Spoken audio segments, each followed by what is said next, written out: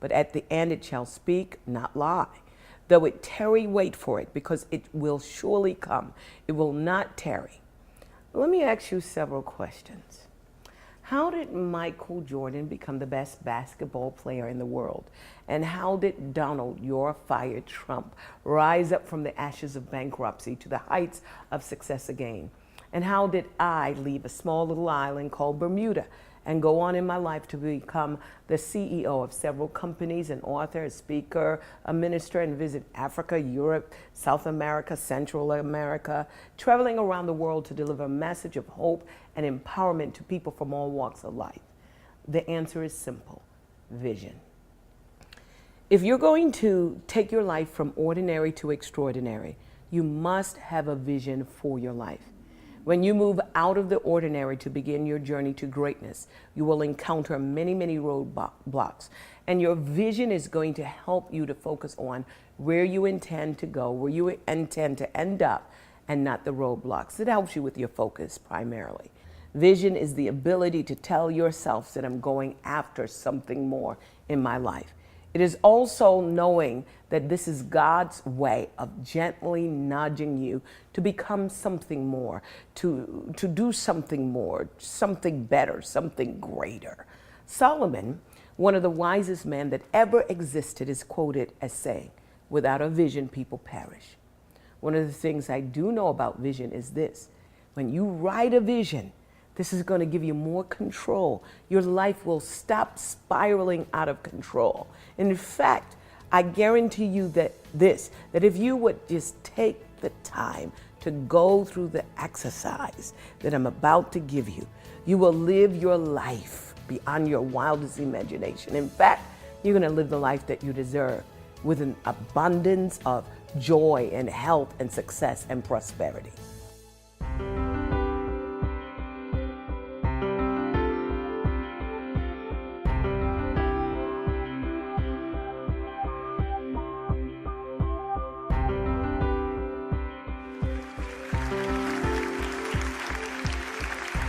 Stephen Covey believes that most people struggle with life balance simply because they haven't paid the price to decide what is really important to them. So let's talk a little bit about vision. Vision is the single most important aspect for living life on purpose. Without it, you will become frustrated, you will lack direction, you will be unable to fulfill your purpose and maximize your potential. Number two, a vision gives you deliberate focus on the end results or your consummate outcome. When you write that vision down, you have more focus. Your vision requires goals. Here's the thing: never ever set goals which are not directly related to your vision. What does that do? It helps you to put yourself where you see yourself. If you cannot see it, you cannot have it. Your vision requires strategies. Why do we need to attach strategies to vision? Because when you move into a new realm or you have new opportunities, you don't want to use the same old strategies. And when you need new strategies, you're going to know that because the old ones are just no longer going to work. When you talk about strategies, your strategies have to be sharp. They got to be bold, they got to be focused, they got to be flexible, and they got to be specific. And this is why writing the vision is important. It helps everything to come back into divine alignment. Vision is necessary, just like strategy and just like goals. And if you write your strategies and if you have goals, it's going to help you to know how to deal with life and how to deal with crisis and how to deal with problems and how to overcome them and how to become and how to do. And it's basically going to help you with your focus so that you can surmount every obstacle that comes into your way. Vision helps you with your life strategies, with your educational strategies, with your relational strategies, with your financial strategies. It helps you to discern what revenue generating strategies I need. It helps you with your leadership strategies, your prayer strategies, your spiritual growth and development strategies. It helps you with transitional strategies. Look at those words, strategies. Crisis strategies, business strategies, wealth building and investment strategies. Those of you that are industry leaders, everyone knows that if you're going to stay on the edge and continue to be number one, you are going to have industry specific strategies. And then those of you that are involved in changing this world at a global level, you need global strategies. And then here's another caveat. Many of us want health, but we haven't sat down to plot our lives out with health strategies. We need physical health, mental health, psychological health. So when you write your vision, several things happen. It brings you back to focusing on, what do I really want in life? Who do I want to do life with? You are able to then look at your family, whether it's immediate or extended, so that you can develop a strategy to keep your family together, to keep the dynamics, to heal anything that's going on that might have caused you to be offended. It gives you the ability for personal growth, development. You're able to look at your career and say, look, if I didn't have to make money, what would I attempt to do if I definitely knew that I could not fail? This is important, and I think what Robert Schuller said is so important. If you knew that you could not fail, what would you do? When you have a vision, you're able to deal with networks, either extending the platforms of your networks, you're able to deal with relationships, you're able to select the kind of recreation you want to get involved with so that you can renew the fun things that you like to do. And you're able to do it with specificities. When you write a vision, you're able to deal with your spiritual growth, your spiritual development. You're able to deal with worship, fellowship, your spiritual needs. Writing a vision is so important because without vision, without action, without a dream, you're living a life of drudgery. Vision without action, therefore, is a dream that never can come to pass. Action without vision is simply passing time. Vision is making a positive difference. And this is what Joel Barker said. I love this particular quote. It's a quote from someone that should have made the quote anyway. She said, the greatest tragedies in life are people who have sight but no vision. How apropos for Helen Keller to challenge us about having vision. When we talk about vision, Habakkuk was given an instruction from God. He said, write it. You should be able to write a personal vision, a vision that will give you a clear point of reference for your life, for your ministry, for your marriage, for your career, for your calling. And if you're going to write a vision, there are 4 P's for writing a vision. P number 1, it should be written personally. I know a whole bunch of people that borrow other people's vision. Let me tell you something. If you write it personally, then you don't have to keep checking this person and that person to try to figure out what they're doing and how they're doing it. You will stop living outside in and you'll start living inside out. When you write your personal vision, it should be based on your personal research about yourself and your assessment of who you are, your gifts, your talents. These are the main things that motivate me and bring joy to me and satisfaction to me because I basically know what I'm called to do. I don't have to check with what anyone else is doing, no matter whether or not they are doing something similar. I just have to go into my secret place and ask God, what should I do next? And come out with the assurance that I'm living my life right on track. When I think about writing it personally, you should ask yourself this question. What are my greatest strengths, my abilities, my traits? What are the things that I do absolutely the best? Now, there are at least two things that you could start doing, and you could do it with all your strength and all your power, and you could do those things that bring you the most joy. The next P is that you should state your vision passionately.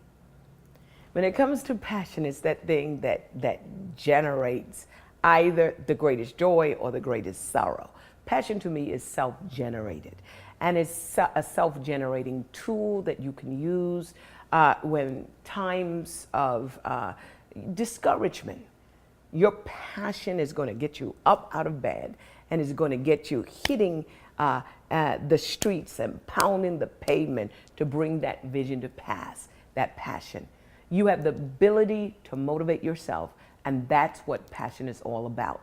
When you are able to concentrate on your purpose, to maximize your potential, and to live out your dream, when you do that, you now hold the secret right in your hand to living life not only on purpose, but with passion. That's the thing that gets me out of bed every single day. The passion for what I do. It gets me up in the morning. It keeps me going late at night. And guess what?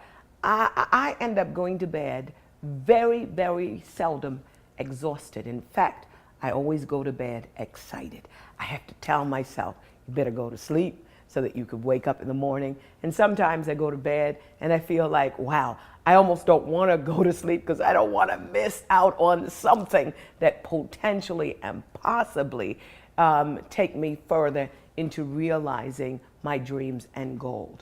One of the things about passion is that it's an attitude, and your attitude sets the mood for everyone and everything around you. They get excited because you're excited, especially those people that work with you and work for you. If you are excited about something and fascinated about something, then people's fascination and excitement is turned on as well. One of the things that someone once said, and they said it like this: chase down your passion like it's the last bus of the night. This is what a guy by the name of Glad Adams, and look at his name, Glad, of all names, and he has the right to talk about passion. Here's the next P. You've got to state your vision presently. The Bible says in Proverbs 23:7, as a man thinketh in his heart right now. State it presently, not I will do this. State it presently. There's something that goes on in the human psyche that when you state it presently, automatically you are giving yourself permission to do it and to do it now. Well, what should you be doing in the present season? Not tomorrow, not the next day, in the present season. One of the things I say is, I'm not where I need to be, but thank God I'm not where I used to be. So it's okay. I'm okay right now. I'm on my way. But what do I need to do right now? Vision is one of those things that so many people ask about. How do I write my vision? How do I make it plain? Where do I start? And when you hear the word vision, it sounds so overwhelming. But I'm going to tell you, I'm going to give you about 10 different areas that you can begin to write your vision in. And if you write your vision in these 10 areas, I believe that you're going to be able to live your life beyond your wildest imagination. God bless you. Join Dr. Cindy Trimm for these next live appearances.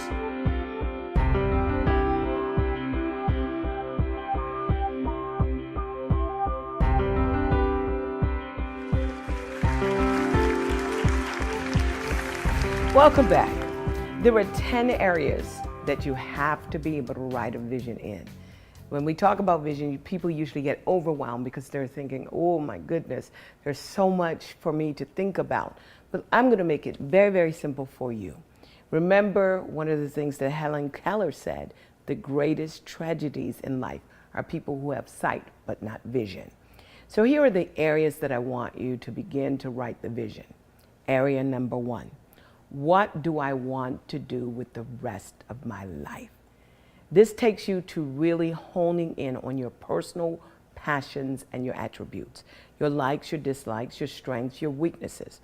What is that one issue or problem that you will be known for addressing or solving? What is your brand? What do you connect with? What sparks your passion? Why do you want to start here? You want to start here because you want to be able to write a simple, concise vision statement for your life. My vision statement is simple. I'm here to empower people to discover purpose and maximize potential. That's my vision statement. That's what I'm wired to do. I'm using my gifts, my talents, my core value. Everything is driving me towards fulfilling that vision statement. So the first thing that you need to do is to gain a vision for your life by developing a vision statement. Number two, you've got to have a vision not only for yourself, but companionship, marriage. What type of person do you want to grow old with? Not just a person that you want to marry. I've traveled throughout the world and I've watched husbands and wives. They're in their, twilight or even their older years, and they're sitting across one another. And during the whole meal, there's no conversation whatsoever.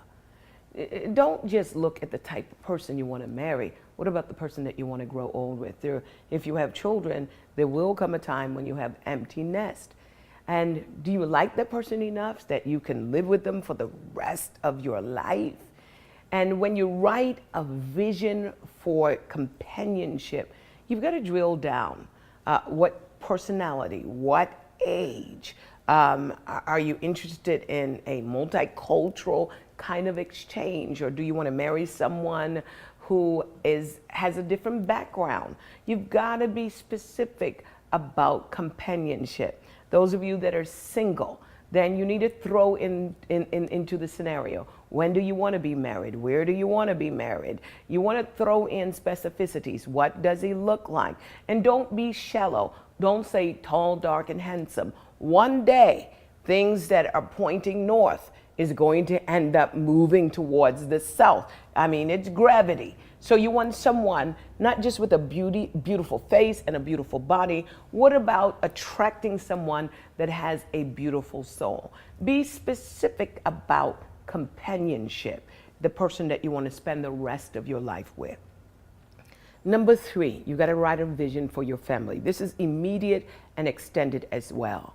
One of the things that is so important is this, that when you marry and when you establish your own family, what kind of family traditions will you have? What about your family religion? My family religion is Christianity. What about your family values, your family heritage, and your family legacy? What do you want to leave behind for the next generation? And this is all a part of writing a vision for your life.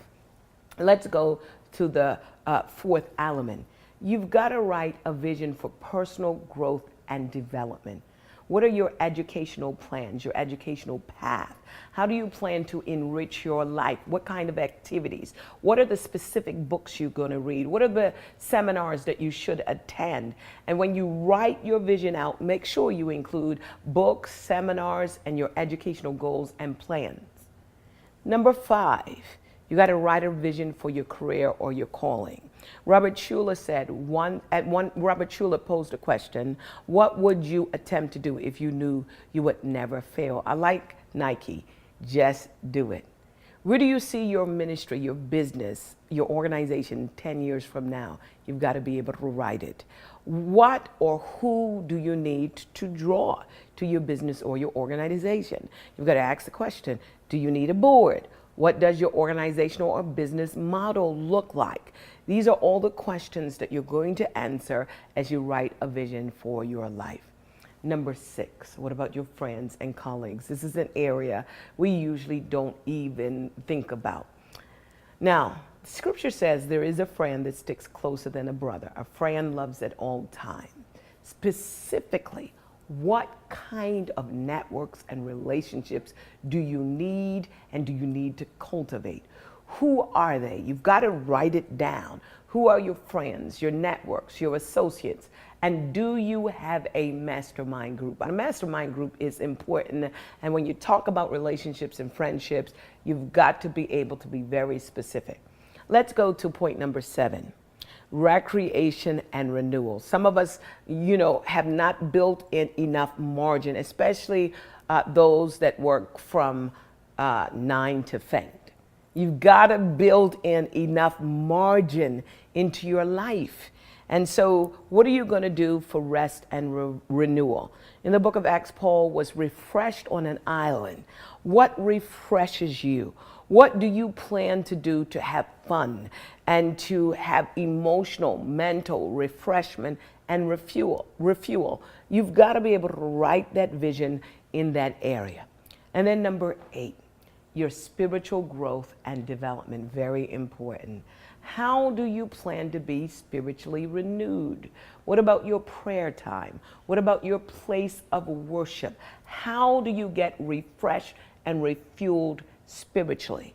We are just temporarily a physical body, but we are permanently a spiritual body.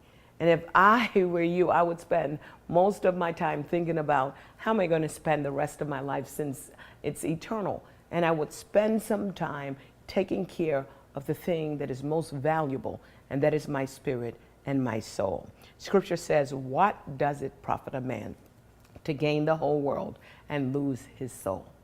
Let's go back to something that is so important.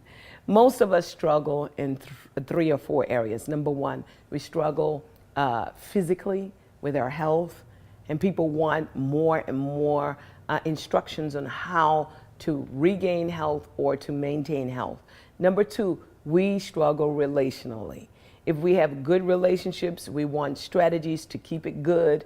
And if we have relationships that are going sour, we usually want a strategy for us to fix the relationship or heal the relationship or get a better relationship. And then we struggle financially.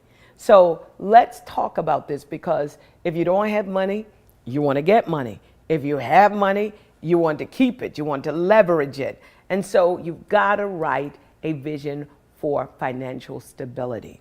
Now, here's some serious questions that you should ask yourself. How much do I want to retire with? This is going to require you to write an annual budget, which includes income and expenditure. What are you prepared to exchange for money? Whether it's a product or a good or a service. So if you don't have enough money and you're writing a vision for your life, you have to understand that there is always an exchange that is going on. People are going to give you money for an exchange, as an exchange or as a means of exchange, but you've got to exchange it for something. Either it's going to be a good or a product or a service. What are you prepared to exchange for the type of money that you want? And then here's something that's very important. How much money specifically do you need to live on? And how are you going to get from that first figure that you wrote down, whether it's $1 million or $2 million or whether it's 100,000, what do I need to retire? And this is going to determine what you do on a day-to-day basis. And then number 10, you need a vision for your health and fitness. Your body is the temple of God. Your health is your wealth. What are your nutritional needs? What about exercising? When it comes to a vision, don't be overwhelmed when people say you've got to have a vision for your life. If you would just take to task an opportunity for you to sit down and write your vision out, and it will take you a couple of hours. Here's what I want you to do. I want you to get a vision book, and I want you to begin to divide that book up in those 10 areas. I need you to be able to allocate your time so that on a specific day, you would begin to take some time, focus time to write out in its totality these areas and be specific about your vision. Make it specific, make it personal, make it passionate, and make it present. And as you write this out, guess what's going to happen? You're going to be able to use your vision to establish goals, and then use those goals to bring about a strategy to bring it to pass. As you set your goals, you're going to be able to set it according to specific time frames: yearly, quarterly, monthly, daily. When you write your vision, is going to help you to prioritize. You might be able to say, okay, Dr. Trimm,